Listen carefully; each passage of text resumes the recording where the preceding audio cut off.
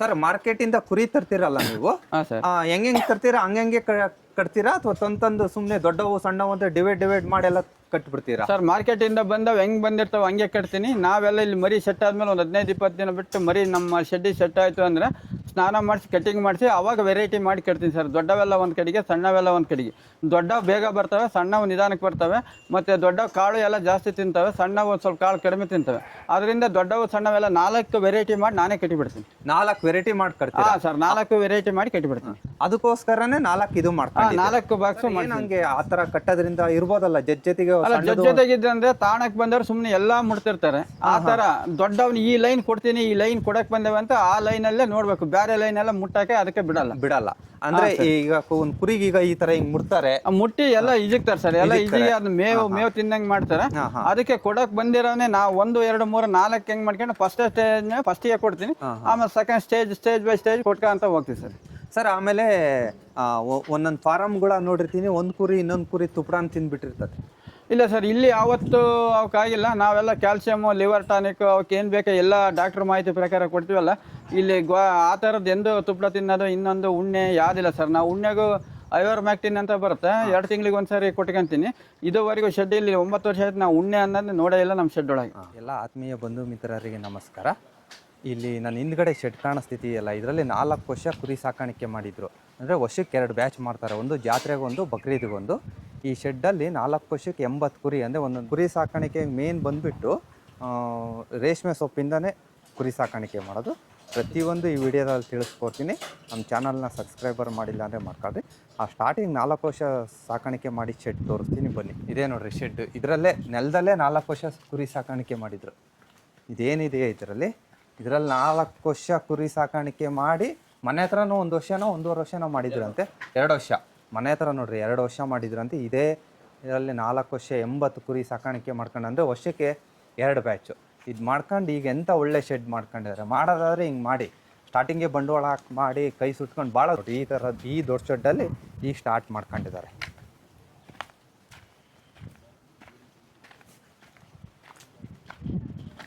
ಇದೇ ನೋಡ್ರಿ ಆದಿಶಕ್ತಿ ಕುರಿ ಫಾರಮ್ ಅಂತ. ಈ ಚಿತ್ರದುರ್ಗದಿಂದ ಒಂದು 16 ಕಿಲೋಮೀಟರ್ ಆಗುತ್ತೆ.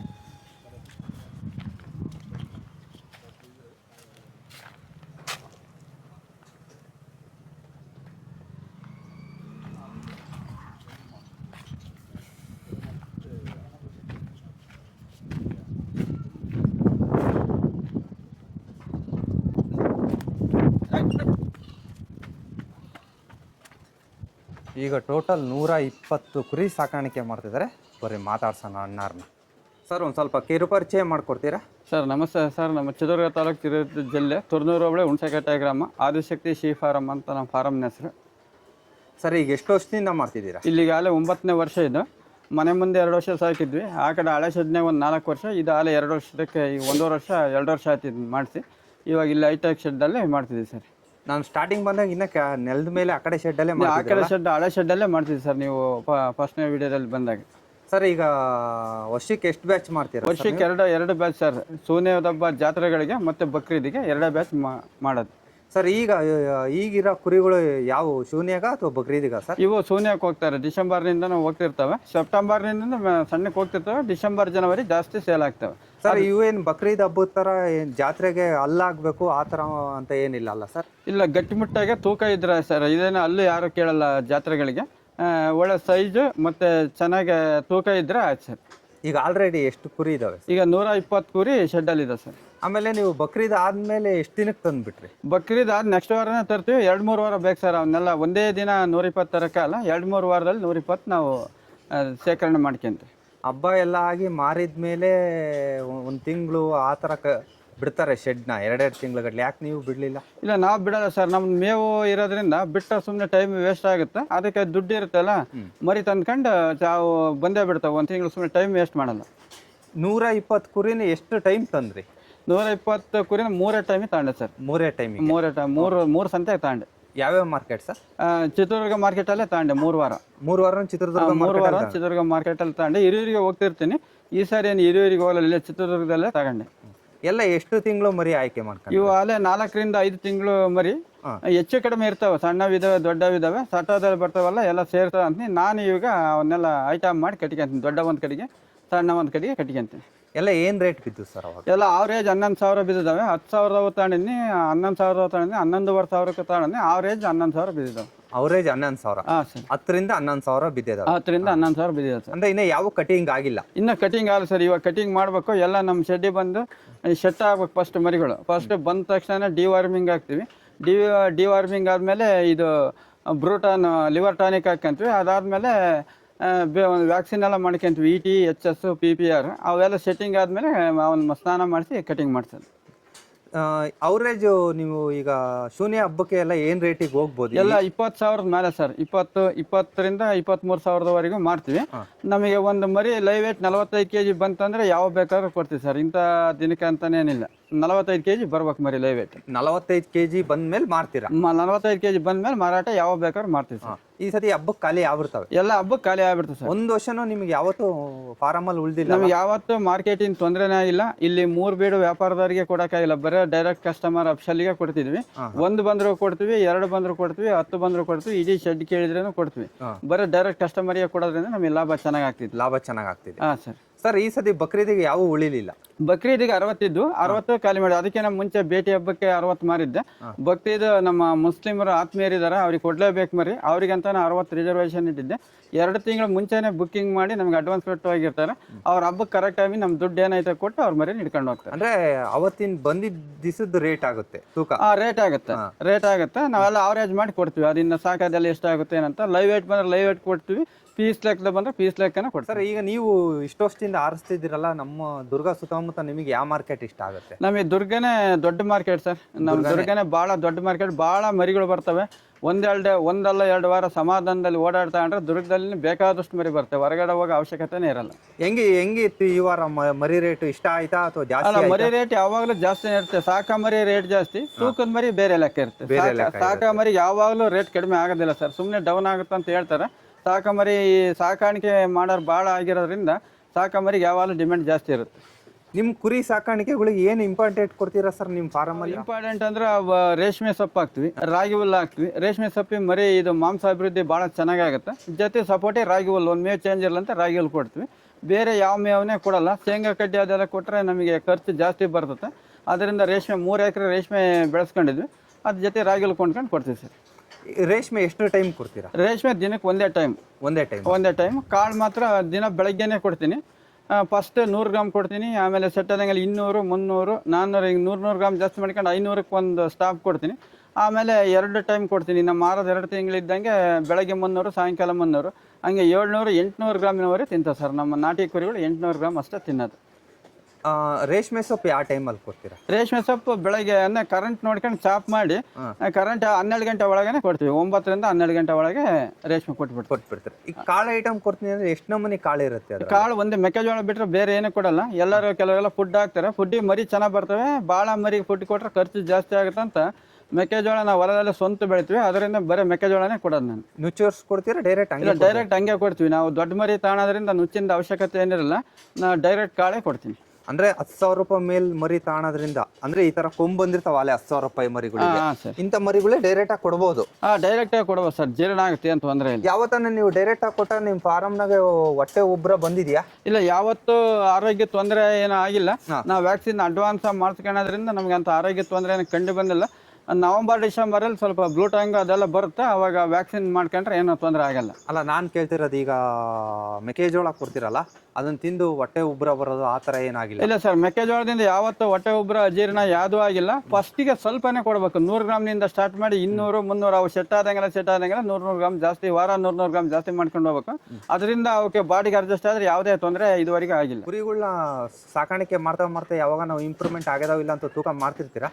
ಮಧ್ಯದಲ್ಲಿ ತೂಕ ಮಾಡಿಲ್ಲ ಸರ್, ನಾವು ಕಣ್ಣ ನೋಡಿದ್ರೆ ಮುಟ್ಟಿದ್ರೆ ನಮಗೆ ಗೊತ್ತಾಗ್ಬಿಡುತ್ತೆ ಇಂಪ್ರೂವ್ಮೆಂಟ್ ಆಗೈತೆ ಇಲ್ಲ ಅಂತ. ಹಂಗೂ ಇಂಪ್ರೂವ್ಮೆಂಟ್ ಒಂದೊಂದು ಆಗದೆ ನೀರು ಮೇವು ಸರಿಯಾಗಿ ತಿಂತಿರಲ್ಲ ಅಂತ ಬೇರೆ ಸೈಡಿಗೆ ಕಟ್ಟಿ ಅವಕ್ಕೆಲ್ಲ ಟ್ರೀಟ್ಮೆಂಟ್ ಮಾಡಿ ಸಾಕಾಣಿಕೆ ಮಾಡ್ತೀವಿ. ಲೇಟಾಗಿ ಮಾರ್ಕೊಂತೀವಿ. ಅಂದರೆ ಈಗ ಕುರಿಗಳನ್ನ ಚೆಕ್ ಮಾಡ್ತಾ ಇರ್ತೀರಾ?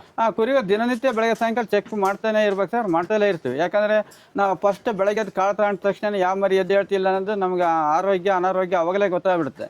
ಹಂಗೆ ನಾನು ಅನಾರೋಗ್ಯ ಕಂಡು ಬಂದರೆ ಸೈಡಿಲ್ಲಿ ಕಟ್ಟಿ ಅದಕ್ಕೆ ಇಂಜೆಕ್ಷನ್ ಎಲ್ಲ ಇದ್ದಾವೆ, ಫಸ್ಟ್ ಏಡ್ ಎಲ್ಲ ಇಟ್ಕೊಂಡಿನಿ, ಅವನ್ನ ಮಾಡ್ತೀನಿ ಸರ್.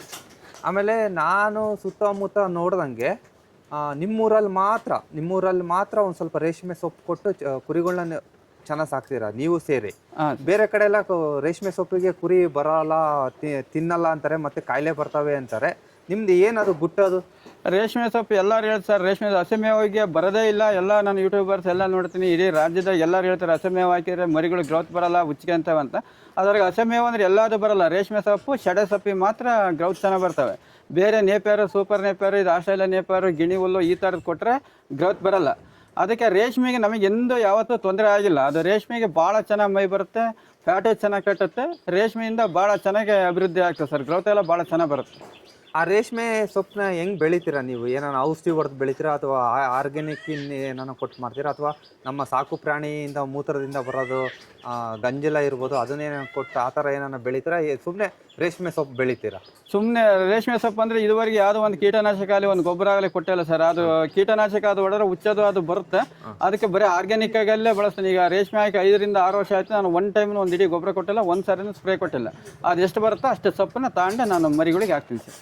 ರೇಷ್ಮೆ ಸೊಪ್ಪು ಕೊಡ್ಬೇಕಂತ ಹೆಂಗೆ ಕಲ್ತ್ರಿ ಸರ್ ನೀವು? ಇಲ್ಲ ಸರ್, ಮುಂಚಿಂದ ನಮ್ದು ಎಲೆ ತೋಟ ಇತ್ತು, ಶೆಡೆ ಸೊಪ್ಪಿನ ಒಂದು ಅನುಭವ ಇತ್ತು. ಅದರಿಂದ ರೇಷ್ಮೆಗೂ ಚೆನ್ನಾಗಿ ಬರ್ತದೆ ಅಂತ ನಾವು ರೇಷ್ಮೆ ನಾಟಿ ಮಾಡ್ಕೊಂಡು ಫಸ್ಟ್ 1.5 ಎಕರೆ ಶೆಡೆ, 1.5 ಎಕರೆ ರೇಷ್ಮೆ ಹಾಕಿದ್ದೆ. ಶೆಡೆ ಇಳುವರಿ ಬರಲಿಲ್ಲ, ಅದರಿಂದ ಬರೀ 3 ಎಕರೆನೇ ರೇಷ್ಮೆನೇ ಮಾಡ್ಕೊಂಡು ರೇಷ್ಮೆ ಚೆನ್ನಾಗಿ ಇಳುವರಿ ಬರುತ್ತೆ. ಎಲ್ಲ ಹಸೆ ಸೊಪ್ಪಿನಲ್ಲಿ ಈ ಪಟ್ಲಿ ಮರಿ ಕೊಡ್ಬೇಕಂದ್ರೆ ರೇಷ್ಮೆ ಅಷ್ಟು ಇಳುವರಿ ಯಾವುದು ಬರೋದಿಲ್ಲ ಅಂತ ನನ್ನ ಅನಿಸಿಕೆ.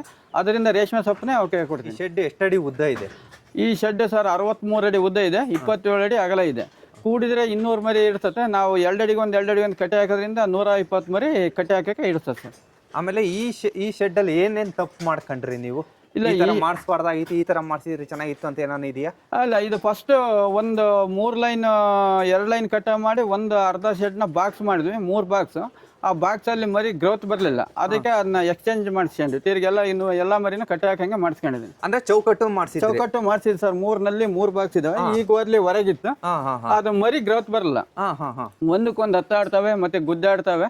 ಅವು ಎಲ್ಲ ಜೋರಾಗಿ ಒಂದೊಂದು ಜೋರಾಗಿ ಕಾಳ್ತೀನಂತೆ, ಒಂದೊಂದು ನಿಧಾನಕ್ಕೆ ತಿನ್ನಂತೆ. ಅದರಿಂದ ನಮ್ಗೆ ಇಷ್ಟ ಆಗಲಿಲ್ಲ, ಅದಕ್ಕೆ ಎಲ್ಲವೂ ಕಟ್ಟಂಗೆ ಮಾಡಿಸಿದ್ವಿ ಸರ್. ಸರ್, ಈಗ ಮಾರ್ಕೆಟಿಂದ ಮರಿ ತಂದು ಎಷ್ಟು ದಿನ ಆಯಿತು ಸರ್? ಈಗ ಬಕ್ರೀದ್ ಆದಮೇಲೆ ಸರ್, ಈಗ ಎಲ್ಲ ಒಂದು ತಿಂಗಳು ಹತ್ತಿರ ಆಗಿದೆ. ಒಂದು ತಿಂಗಳಾಗಿದೆ ಸರ್. ಒಂದು 11,000 ರೂಪಾಯಿದವು ಮರಿ ತೋರಿಸ್ತೀರಾ ಯಾವುವು ಅಂತ? ಹಾಂ ಸರ್, ಇವು 11,500 ಸರ್. ಇವೆಲ್ಲ 11,500? ಇವೆಲ್ಲ 11,500. 11,500 ಇವೆಲ್ಲ ದೊಡ್ಡ ಕೊಂಬು ಇದಾವೆ, ಉದ್ದ ಇದಾವೆ ಕೊಂಬು? ಹಾಂ ಸರ್, ದೊಡ್ಡವಿದಾವೆ ಸರ್. ಎಲ್ಲ 11,500 ಸರ್. ಇವೆಲ್ಲ 11,500? 11,500. ಈಗ ಆ ಸೈಡ್ ಇರೋ ನಿಮ್ಮ ಹಿಂದೆ ಇರೋವು ಅವು 10,000 ಸರ್. ಅವು ಲಾಸ್ಟಿಗೆ ಇರೋವೆಲ್ಲ 10,000. ಅವು 10,800. ಅವು 10,800. ನೀವು 11,000 ರೂಪಾಯಿ ಕೊಟ್ಟು ತಂದಿರೋದು ಗ್ರೌತ್ ಆಗ್ಲಿಲ್ಲಪ್ಪ, 10,000 ತಂದು ಕೊಟ್ಟಿರೋದು ಗ್ರೌತ್ ಆಗ್ಬಿಡ್ತು. ಆಯ್ತು ಸರ್, ಮರಿಗಳು ಅದು ಬೆಳವಣಿಗೆ ಹೆಚ್ಚು ಕಡೆ ಬರುತ್ತೆ. ನಾವೆಲ್ಲ ಗ್ರೌತ್ ಆದ ಒಂದ್ ಕಡೆಗೆ, ಗ್ರೌತ್ ಆಗದೆ ಇರೋವೆಲ್ಲ ಒಂದ್ ಕಡೆ ಕೊಟ್ಕೊಂಡು ಅವಕ್ಕೆಲ್ಲ ಲಿವರ್ ಟಾನಿಕ್ ಇಂಜೆಕ್ಷನ್, ಅದಕ್ಕೆ ಏನ್ ತೊಂದರೆ ಅಂತ ಎಲ್ಲ ಡಾಕ್ಟರ್ ಸಲಹೆ ತಕೊಂಡು ಎಲ್ಲ ಕೊಟ್ಕೊಂಡು ಅಭಿವೃದ್ಧಿ ಮಾಡ್ಕೊಂತೀವಿ ಸರ್. ನಮಗೆ ಇಲ್ಲಿ ಸಾಬ್ಜಾನ್ ಸರ್ ಅಂತ ಇದಾರೆ, ವೆಟನರಿ ಡಾಕ್ಟರ್. ಅವ್ರು ಯಾವಾಗಲೂ ನಮಗೆ ಅವರ ಒಂದು ಮಾಹಿತಿ ಪ್ರಕಾರ ನಾವೆಲ್ಲ ಮಾಡೋದು. ನಮ್ಗೆ ಏನನ್ನ ಅದು ಅರ್ಥ ಆಗಲ್ಲ ಅಂದ್ರೆ ಅವ್ರಿಗೆ ಫೋನ್ ಮಾಡಿದ್ರೆ ಇಂಥದೇ ವ್ಯಾಕ್ಸಿನ್ ಮಾಡ್ರಿ, ಇಂಥದೇ ಮಾಡ್ರಿ ಅಂತ ಎಲ್ಲ ತಿಳಿಸ್ಕೊಡ್ತಾರೆ. ಅವರ ಒಂದು ಗೈಡ್ಲೈನ್ ಪ್ರಕಾರ ಎಲ್ಲ ಮಾಡ್ತೀವಿ. ಕುರಿ ಮರಿ ಸಾಕಾಣಿಕೆ ಜರ್ನಿಯಲ್ಲಿ ಯಾವತ್ತಾನ ಒಂದು ಟೈಮ್ ಎಡವಿರೋದೈತಾ? ಎಡವಿರೋದು ಯಾವತ್ತಿಲ್ಲ ಸರ್. 2ನೇ ಬ್ಯಾಚಲ್ಲಿ ಮನೆ ಹತ್ರನೇ ಸಾಕಾಣಿಕೆ ಮಾಡಿದ್ದು. PPR ಆಗಿತ್ತು, ಅದು ನಮಗೆ ಅರ್ಥ ಆಗಲಿಲ್ಲ. PPR ಅಂತ ಉಚ್ಕೊಂಡು 7 ಮರಿ ಡೆತ್ ಆಯ್ತು. ಅದೊಂದ್ಸರಿ ನಮಗೆ ಭಾಳ ಲಾಸ್ ಆಯ್ತು. ಆದ್ರೂ ಅದನ್ನ ಲಾಸ್ನ ಬಿಡದಂಗೆ ತಿರ್ಗಿ ನಾವು ಸಾಕಾಣಿಕೆ ಮಾಡಿದ್ವಿ. ಅವತ್ತಿಂದ ಇವತ್ತಿನವರೆಗೆ ಯಾವುದೇ ಒಂದು ತೊಂದರೆ ಆಗಿಲ್ಲ. 1-2 ಮರಿಗೆ ಅನಾರೋಗ್ಯಗಳು ಆಗ್ತಾ ಇರ್ತದೆ, ಅದನ್ನ ಸರಿಪಡಿಸ್ಕೊಂತೀವಿ ಸರ್, ಏನು ತೊಂದರೆ ಇಲ್ಲ. ಮರಿಗೆ 7 ಮರಿ PPR ಆಗಿ ಉಚ್ಕೊಂಡು ಸತ್ತೋಗ್ಬಿಡುತ್ತೆ. ಅವಾಗ ಅದೇ ಡಾಕ್ಟರ್ ಬಂದು ಚೆಕ್ ಮಾಡಿದ್ರ? ಅದೇ ಡಾಕ್ಟರ್ ಬಂದು ಚೆಕ್ ಮಾಡಿ PPR ಆಯ್ತು ಅಂತ ಹೇಳಿ ಅವಕ್ಕೆಲ್ಲ ಏನು ಬೇಕು ವ್ಯಾಕ್ಸಿನ್ ಕೊಟ್ಟರು. ಅವತ್ತಿನಿಂದ ಅವರ ಸಲಹೆ ಮೇರೆಗೆ ಅಡ್ವಾನ್ಸ್ ವ್ಯಾಕ್ಸಿನ್ ಮಾಡಿಸ್ಕೊಂಡು ನಮ್ಗೆ ಅಂತ ತೊಂದರೆ ಏನು ಕಂಡು ಬಂದಿಲ್ಲ ಸರ್. ಏನಕ್ಕೆ ನೀವು ಒಂದು ಸ್ವಲ್ಪ 11,000 ರೂಪಾಯಿದು, 10,800 ರೂಪಾಯಿದು ಮತ್ತೆ 10,000 ರೂಪಾಯಿನ ಮರಿಗಳು ಯಾಕೆ ಆ ಥರ ತಂದ್ರೆ ಹಾಲು ಕುಡಿತಿರ್ತವೆ, ಇಲ್ಲಿ ಬಂದು ನಮ್ಮ ಮೇವಿಗೆ ಫುಡ್ಡಿಗೆಲ್ಲ ಅಡ್ಜಸ್ಟ್ ಆಗಲ್ಲ, ಸಾಯೋ ಚಾನ್ಸಸ್ ಜಾಸ್ತಿ ಇರುತ್ತೆ. ಅದಕ್ಕೆ ನಾನು ಯಾವಾಗಲೂ ದೊಡ್ಡ ಮರಿನೇ ತಗೊಳೋದು. ಹೋದ ವರ್ಷ ಇವೇ ಮರಿ 9,500-10,000 ಸಿಗ್ತದೆ. ಪ್ರತಿ ಬೀಡಿಗೂ ಮರಿ ರೇಟ್ ಜಾಸ್ತಿ ಆಗುತ್ತಿರುತ್ತೆ. ಪ್ರತಿ ಸರ್ನ 500ರಿಂದ 1,000 ರೂಪಾಯಿ ಮರಿ ಮುಂದಕ್ಕೆ ಹೋಗ್ತಾಲೇ ಇದೆ. ಅದರಿಂದ 11,000 ರೂಪಾಯಿ ಮರಿನೇ ತಗೊಂಡೆ ಸರ್. ದೊಡ್ಡ ಮರಿ ಇರ್ತಾವಂತ. ದೊಡ್ಡ ಮರಿ ಇರ್ತಾವೆ. ಟೈಮಿಗೆ ಎಷ್ಟು ಹಾಕ್ತೀರಾ ರೇಷ್ಮೆ ಸೊಪ್ಪು? ಇದು ಅಂದಾಜು ಫಸ್ಟಿಗೆ ಸ್ವಲ್ಪ ತಿಂತವೆ. ಫಸ್ಟಿಗೆ ಅಂದ್ರೆ ಒಂದು 120 ಮರಿಗೆ ಒಂದು 3ರಿಂದ 4 ಕೊಡ್ತೀವಿ. ಆಮೇಲೆ ಅವು ಫಸ್ಟ್ಗೆ ರೂಢಿ ಇರಲ್ಲ, 1-2 ದಿನ 3 ದಿನ ಅಡ್ಜಸ್ಟ್ ಆಗೋರು ಜಾಸ್ತಿ ತಿನ್ನಲ್ಲ, ಸ್ವಲ್ಪನೇ ತಿಂತಿರ್ತವೆ. ರೂಢಿ ಆದಂಗೆಲ್ಲ ತಿಂತವೆ. ಈಗ 8:30, 12:30ವರೆಗೂ ಹಾಕ್ತೀವಿ. ನಮ್ಮ ರೇಷ್ಮೆ ಮಳೆಗಾಲದಲ್ಲಿ ಇಳುವರಿ ಜಾಸ್ತಿ ಬರುತ್ತೆ, ಬೇಸಿಗೆ ಕಾಲದಲ್ಲಿ ಇಳುವರಿ ಕಡಿಮೆ ಬರುತ್ತೆ. ಇಳುವರಿ ಬಂದರೆ ಜಾಸ್ತಿ ಸೊಪ್ಪನ್ನ ಕೊಡ್ತೀವಿ, ಅವಾಗ ರೂಢಿ ಆದ್ರೆ ತಿಂತಾವೆ. ನಾನು ಕುರಿ ತಗೋಬೇಕಂದ್ರೆ ಮಾರ್ಕೆಟಲ್ಲಿ ಅವರು ಸಾಕಾಣಿಕೆ ಮಾಡ್ಕೊಂಡಿರೋದು ಗುಡ್ಡಗಾಡಲ್ಲಿ ಹೊಡೆದು ಸಾಕಿರೋ ಅಂತ ಮರಿಗಳೇ ಬರೋದು. ಅಂಥ ಮರಿಗಳೇ ಬರುತ್ತೆ ಸರ್. ಅಂತ ಮರಿಗಳು ತಂದು ನಮ್ಮ ಫಾರಮ್ ಅಲ್ಲಿ ನಾವು ಫುಡ್ನ ಅದಕ್ಕೆ ಹೊಂದಾಣಿಕೆ ಮಾಡಬೇಕು ಅಂದ್ರೆ ನಾವು ಸ್ವಲ್ಪನೇ ಕೊಟ್ಕೊಂಡು ಸ್ವಲ್ಪನೇ ಕೊಡ್ಬೇಕು ಸರ್. ಒಂದೇ ಸಾರಿ ಜಾಸ್ತಿ ಕೊಟ್ರೆ ಹೊಟ್ಟೆ ಅಲರ್ಜಿ ಆಗಿ ಹೊಟ್ಟೆ ಊದ್ ಬಂದು ಬಾಯ ಕಾಳು ಕಕ್ಕುತ್ತೆ, ಬೇದಿನೂ ಆಗುತ್ತೆ, ಜ್ವರ ಬರೋ ಚಾನ್ಸಸ್ ಇರುತ್ತೆ. ಅದಕ್ಕೆ ಸ್ವಲ್ಪನೇ ಕೊಟ್ಟು ನಮ್ಮ ಫುಡ್ ಅದಕ್ಕೆ ಬಾಡಿಗೆ ಅಡ್ಜಸ್ಟ್ ಆದರೆ ಆಮೇಲೆ ಮರಿ ಆರೋಗ್ಯವಾಗಿ ಅದೇ ತಾಣುತ್ತೆ ಸರ್, ಮೇವನ ಮತ್ತು ಕಾಳು ಎಲ್ಲನೂ. ಆಮೇಲೆ ಒಂದು ಸ್ವಲ್ಪ ನಿಮ್ಮ ಹತ್ರ ಡೆಕ್ಕನಿ ಇದಾವೆ, ಕೆಂಕೂರಿ ತಂದಿದ್ದೀರಾ, ಆಮೇಲೆ ಒಂದು ಸ್ವಲ್ಪ ವೈಟು ಬ್ಲ್ಯಾಕ್ ಪ್ಯಾಚ್ ಇರೋವು ಇದಾವೆ, ಎಲ್ಲವೂ ಸೇಲ್ ಆಗ್ತಾವ? ಸೇಲ್ ಆಗ್ತವೆ ಸರ್. ಜಾಸ್ತಿ ಇದು ಕೆಂದ ಕುರಿನ ಜಾಸ್ತಿ ಇಷ್ಟಪಡಲ್ಲ, ಒಂದೊಂದು ಸಟ್ಟದಲ್ಲಿ ಮಿಕ್ಸ್ ಇರ್ತಾವಲ್ಲ, ಬೇಡ ಅಂದ್ರೆ ರೇಟ್ ಜಾಸ್ತಿ ಹೇಳ್ತಾರೆ, ಅದರಿಂದ ಹೋಗ್ತವೆ ಅಂತ ಎಲ್ಲ ತಾಮನಿ ಸರ್. ಎಲ್ಲ ಕುರಿಗಳನ್ನ ಮಾರ್ಕೆಟಲ್ಲಿ ಅವ್ರು ಪಾರ್ಟಿ ತಗೋಬೇಕಾದ್ರೆ ಕಾಲೆಲ್ಲ ಚೆಕ್ ಮಾಡ್ತೀರಾ? ಕಣ್ಣು ಎಲ್ಲ ನೋಡಿ ಸರ್, ಮುಖ್ಯವಾಗಿ ಮೂಗು ನೋಡ್ತೀವಿ, ಮೂಗಲ್ಲಿ ಸಿಂಬಳ ಅದಿರ್ತದೆ, ಆರೋಗ್ಯವಾಗಿ ಇದಾವಿಲ್ಲ ಅಂತ ನಮಗೆ ನೋಡಿದ್ರೆ ಗೊತ್ತಾಗ್ಬಿಡುತ್ತೆ, ಎಲ್ಲ ನೋಡ್ಕೊಂಡೆ ತಾಣತ್ ಸರ್. ಅಂದ್ರೆ ಮೇನು ಮೂಗಲ್ಲಿ ಸಿಂಬಳ ಇದ್ರೆ ತಗೋಬಾರ್ದು? ಸಿಂಬಳ ಇದ್ರೆ ಜ್ವರ ಇರುತ್ತೆ, ಒಳಗೆ ಕೆಮ್ಮಿರುತ್ತೆ, ಆ ತರ ಇರೋ ಒಳ್ಳೆ ಆರೋಗ್ಯವಂತ ಮರಿನ ಎಲ್ಲ ನಾನು ನಮ್ಮ ಮಗ ಎಲ್ಲ ಚೆಕ್ ಮಾಡೇ ತಾಣ. ಈಗ ಏನ್ ಅನ್ನಿಸ್ತತೆ, ಈಗ ನೀವು ಅಲ್ಲಿ ಸಾಕ್ತಾ ಇದ್ರಿ ನೆಲದಲ್ಲಿ, ಅಲ್ಲಿಂದ ಈಗ ಇಲ್ಲಿಗೆ ಬಂದಿದ್ದೀರಾ, 1.5 ವರ್ಷ ಆಗಿದೆ ಸರ್. ಅಲ್ಲಿ ಕೆಲಸ ಜಾಸ್ತಿ, ದಿನಕ್ಕೆ 2 ಸಾರಿ ಕ್ಲೀನ್ ಮಾಡ್ಬೇಕಾಯ್ತು, ಮತ್ತೆ ಮರಿ ಗಲೀಜಾಗುತ್ತೆ. ಇಲ್ಲಿ ಮರಿ ಗಲೀಜಾಗಲ್ಲ, ಬಹಳ ಶೈನಿಂಗ್ ಇರ್ತದೆ, ಅದರಿಂದ ವ್ಯಾಪಾರ ಚೆನ್ನಾಗುತ್ತೆ. ಅದಕ್ಕಿಂತ ಈ ಶೆಡ್ ಅಲ್ಲಿ ವ್ಯಾಪಾರ ಚೆನ್ನಾಗುತ್ತೆ, ಜನಕ್ಕೆ ಇಷ್ಟ ಆಗುತ್ತೆ. ಹಬ್ಬ ಎಷ್ಟು ತಿಂಗಳಿದೆ ಸರ್? ಇನ್ನು ಹಬ್ಬ ಇರೋದು ಜನವರಿ ಸೋನಿಯಾ ಜಾತ್ರೆಗಳಿಗೆ ಚೆನ್ನಾಗಿ ವ್ಯಾಪಾರ ಆಗ್ತವೆ. ಸೆಪ್ಟೆಂಬರ್ ತಿಂಗಳಲ್ಲಿ ಮಾರವನ್ನ ಹಬ್ಬಗಳು ಆಗ್ತವೆ, ಅದಕ್ಕೂ ಪರವಾಗಿಲ್ಲ ಹೋಗ್ತವೆ. ನವೆಂಬರ್ ಡಿಸೆಂಬರ್ ಇಂದ ನಮಗೆ ಚೆನ್ನಾಗಿ ಆಗ್ತದೆ. ಬಕ್ರೀದಿಗೆ ಅವಾಗ ಇದಕ್ಕಿನ್ನ ಒಳ್ಳೆ ಮರಿ ತರಬೇಕು, ಎಲ್ಲ ಮರಿ ಕರೆಗೆ ಇರಬೇಕು. ಚಂದ ಮರಿ ಬಿಳೆ ಮರಿ ಅವ್ರು ಇಷ್ಟಪಡಲ್ಲ, ಕರೆ ಮರಿನೇ ಇಷ್ಟಪಡೋದು, ಅವಾಗ ಸ್ವಲ್ಪ ರೇಟ್ ಜಾಸ್ತಿ ಆಗುತ್ತೆ. ಎಲ್ಲ ಕರೆ ಮರಿನೇ ಸೆಲೆಕ್ಟ್ ಮಾಡಿ ತಗೊಂತೀನಿ ಸರ್. ಅವಾಗ ಎಲ್ಲ ಅಲ್ಲಿ ಮಾಡಿರೋ ತಗೊಂತೀರಾ? ಅಲ್ಲ, ಅಲ್ಲಿ ಮಾಡಿರಲ್ಲ, ಇಲ್ಲಿ ಬಂದ ಮೇಲೆ ಅಲ್ಲಿ ಮಾಡ್ತೀವಿ ಸರ್. ಅಲ್ಲಿ ಮಾಡ್ತಾವನ್ನ ಒಂದು ಮರಿಗಳನ್ನ ತಗೊಂಬೇಕಂದ್ರೆ ಒಂದು 6-7 ತಿಂಗಳು ದೊಡ್ಡ ಮರಿ ತಗೊಂಡ್ರೆ ನಮ್ಮ ಹತ್ರ ಬಂದು ಅಲ್ಲಿ ಮಾಡ್ತಾವೆ. ಹಾಂ ಸರ್. ಸರ್, ಈಗ ನಿಮ್ಮ ಅನುಭವದ ಪ್ರಕಾರ ಹೊಸ ಕುರಿ ಸಾಕಾಣಿಕೆ ಮಾಡೋ ಅಂಥವರಿಗೆ ಒಂದು ಕಿವಿ ಮಾತು ಹೇಳೋದಾದ್ರೆ ಏನು ಹೇಳ್ತೀರಾ ಸರ್? ಸರ್, ಎಲ್ಲರೂ ಮಾಡ್ಬೋದು, ಏನು ತೊಂದರೆ ಇಲ್ಲ. ಇದರಲ್ಲಿ ಇಂಟ್ರೆಸ್ಟ್ ಫಸ್ಟ್ ಇರಬೇಕು. ಇದ್ರ ಬಗ್ಗೆ ಇಂಟ್ರೆಸ್ಟ್ ಇದ್ದರೆ ನಮ್ಗೆ ಯಾವುದೇ ಕಾರಣಕ್ಕೂ ಲಾಸ್ ಆಗಲ್ಲ. ಮಾರ್ಕೆಟಿಂಗ್ ಎಲ್ಲ ಚೆನ್ನಾಗಿ ತಿಳ್ಕೊಬೇಕು, ಜನದ ಬಗ್ಗೆ ನಂಬಿಕೆ ಇರಬೇಕು. ನಾವು ಯಾವಾಗಲೇ ಮರಿ ಕೊಟ್ಟರೆ ಇನ್ನೊಂದು ದಿನ ಅವರು ನಮ್ಮನ್ನು ಹುಡ್ಕೊಂಬರ್ಬೇಕು, ಆ ರೀತಿ ವ್ಯಾಪಾರ ಕೊಟ್ಟರೆ ನಮ್ಗೆ ಯಾವುದೇ ತೊಂದರೆ ಇಲ್ಲ. ಫಸ್ಟ್ ಇಂಟ್ರೆಸ್ಟ್ ಇರಬೇಕು ಇದ್ರ ಬಗ್ಗೆ. ಮೇವು ಕಾಳು ಎಲ್ಲ ಸ್ವಂತ ಬೆಳ್ಕೊಂಡ್ರೆ ಲಾಭ, ಎಲ್ಲ ಕೊಂಡ್ಕೊಂಬಂದು ಲೇಬರ್ ನಿಟ್ ಮಾಡಿದ್ರೆ ನಮಗೇನು ಉಳಿಯಲ್ಲ. Thank you sir.